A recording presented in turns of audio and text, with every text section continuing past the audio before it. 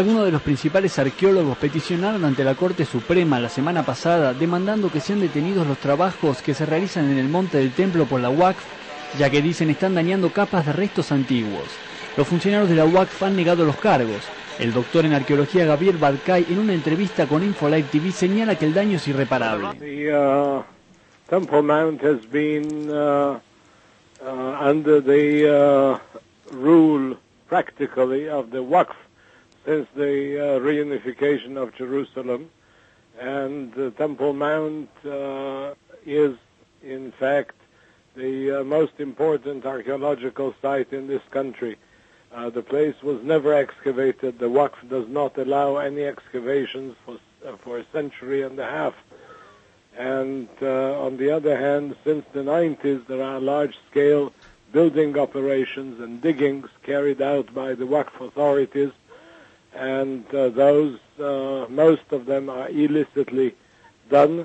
And recently, a large-scale work was carried out in the last week of August when electric infrastructure was installed on the Temple Mount, and for that the Wakf dug a 500-meter long trench which was dug with heavy machinery, destroying and eliminating archaeological remains and removing archaeological stuff and dirt which was saturated with archaeological material. Mm-hmm. Now, there is something that perhaps you could explain to our viewers, and that is, why has Israel not been able to monitor the situation on the Mount to prevent all these artifacts from being destroyed?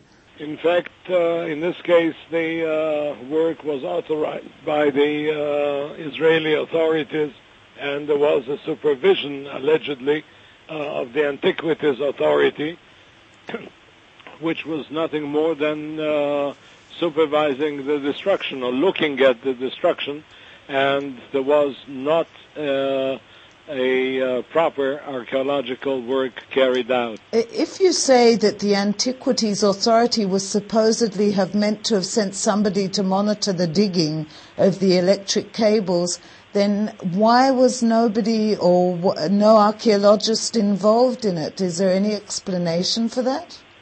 Listen, in Jerusalem, whatever you do or even you don't do is political. Mm-hmm. And if you sneeze in Jerusalem, that's political activity.